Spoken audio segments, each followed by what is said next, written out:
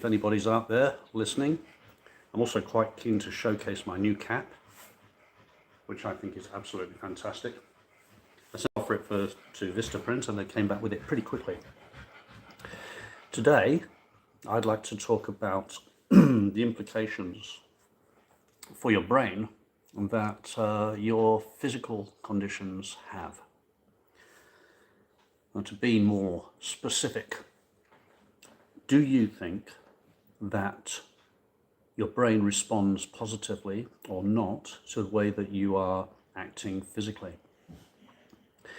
And if it does, drop a comment and let me know. And if it doesn't, drop a comment and let me know. I happen to think it does. And I also think that if we follow the logical breadcrumb trail, it follows therefore that we can affect how our brain acts by the way that we act physically. Excuse me a second, I'm just going to throw the dog out because it's panting. Come on you, outside. Out. Don't cool down. My apologies, but after all we are live. Have a think about how the brain is an energy-hungry organ, and the brain needs oxygen to work. And of course, oxygen is supplied via the bloodstream, and your bloodstream is going to take on oxygen from the way you breathe or how you're breathing. So if you're in a stressed state, you might find yourself shallow breathing and not getting enough oxygen to your brain. So if you've got a fight or flight thing going on or a freeze mechanism and your brain is cortisol drenched because you are anxious and frightened and upset and all those things, your breathing is going to be affected. And the chances that your brain is going to get the breaks it requires are going to be reduced because you're getting less oxygen to your brain. So it therefore follows, does it not, that if you want to improve your brain's performance, especially during times of stress, taking some deep breaths and interrupting the panic, fight or flight process is a great way to start. Let's have a think about how the vagus nerve is going to respond to more regulated, even breathing. Have a think about how you, even personally, in terms of anxiety, are going to respond more positively to even level kinds of breathing. The truth of the matter is, the brain and neurology are linked. And because your brain and your physiology are linked, it means that you can take control of certain elements of your brain and even how you think.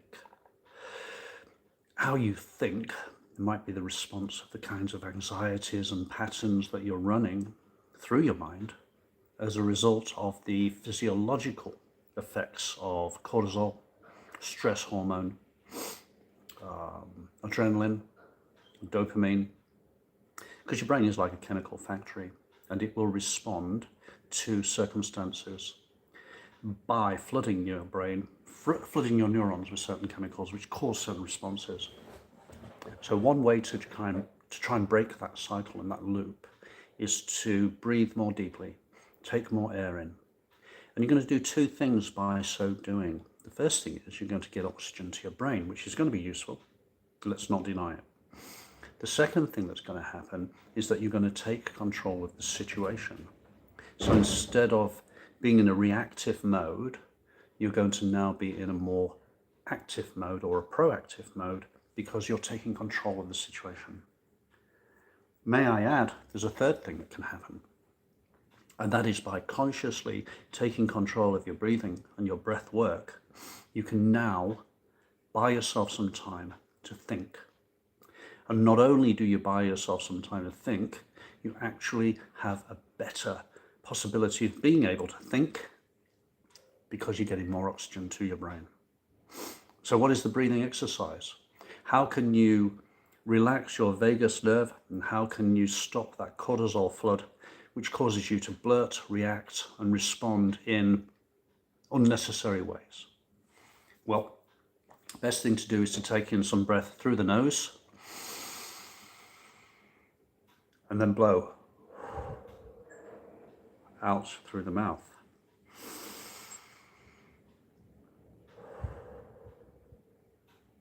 And if you do this 3 times,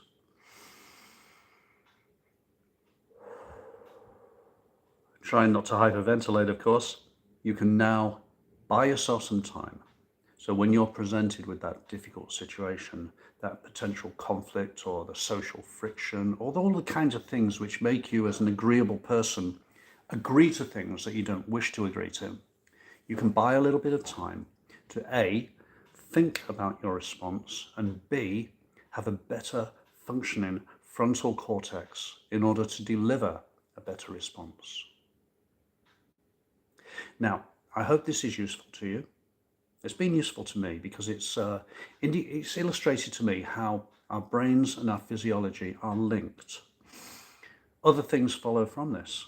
For example, being fit, having a better oxygen delivery system, courtesy of having better fitness, is going to be ultimately better for your brain. Is it the case, and I want to put this out there, and don't judge me for it, is it the case that people who are morbidly obese are actually not thinking as clearly, literally, as people who are fit?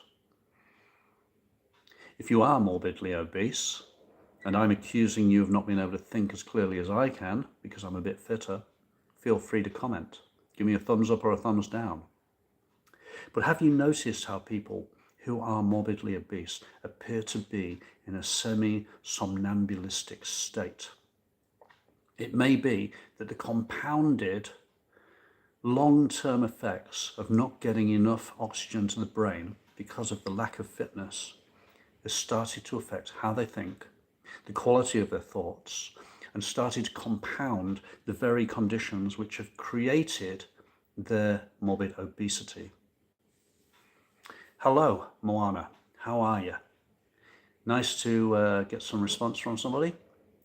So, hello and kia ora. Moana. Moana said hi. Thank you, Moana. It's good to hear from you. Moana means the sea. Where are you from, Moana? Are you from New Zealand? Are you from Hawaii? Where are you calling from? I'm just talking about the interlink, the relationship between the brain and the physiology. Good, good. I'm just talking about that relationship between our fitness and our breathing and our brain. Oh, NZ, whereabouts? I'm in the South Island. I'm down here in near Waitaki. Are you in South Island or North Island? I'm keen to promote the idea that we run on patterns mentally. And sometimes what used to be called habits are just neurological patterns which replicate and repeat. Whanganui, oh, okay, yeah, been there, love it. Great place. So the problem is that if we're running on patterns and habits, we can do that on autopilot. And sometimes if we're in the fight or flight mechanism because we blurt, we get stressed, we get cortisol ridden, we end up making bad decisions because we're simply not thinking clearly. And one way to enable ourselves to think clearly is to take some deep breaths and get some oxygen to the frontal cortex, which is the thinking part of your brain. I'm fascinated to know if people agree with me or they have different ideas from mine. I think it's probably indisputable that our physical characteristics and the way that we treat ourselves physically is going to have an echoing effect on the way our brains operate. I also think that if you are unfit, it may be that your brain is unfit as well. But I've invited people to argue with me about that. Right. It's been an interesting day. You do? Okay. Good to hear. It's always nice to get at least one thumbs up and one person agreeing with me.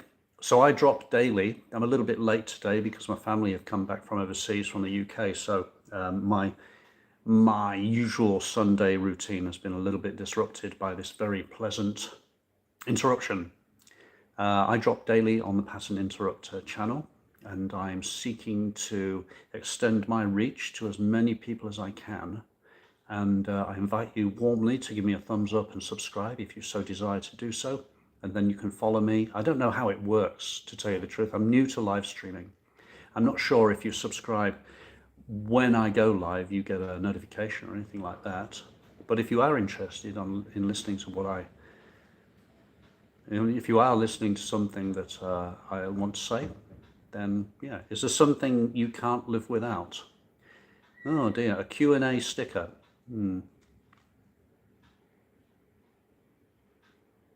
Okay, you did what?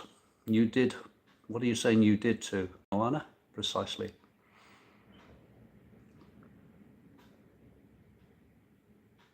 I'll keep talking while you answer, how's that? So what I'm doing at the moment is I'm setting up a 5-day tiny challenge. And the 5-day tiny challenge, I'm going to run that between now and October, I decided today. So everything that I put out on YouTube is going to point back to the landing page and back to the tiny challenge. The tiny challenge will take, thank you very much, Moana. Thank you. Oh, you did, are you subscribed? Oh, thank you. Or you gave me the thumbs up. Good on you. Thank you so much. So the tiny challenge goes over a 5-day period or a 5-episode period. The first one is diagnosing your nice guy patterns. Now, when I say nice guy, it's not limited to men. We all can run nice guy patterns. Nice guy patterns are being too agreeable, a bit of a pushover. I explore how that happens, the patterns that we run to cause that to happen. I also then look into the language we use, and the way that the language we use echoes the internal narrative and dialogue that we speak. So the things we say to ourselves come out of our mouths to other people. The third day, or the third episode, is to encourage people to stop saying sorry when they're not sorry, and to replace the language of sorry with pardon me. It's an interesting and necessary distinction. Day 4 is stop saying I'll try. Instead of saying I'll try, which means I'll lie, start saying I will. Or, equally, I won't. Either way, let your yes be yes and your no be no.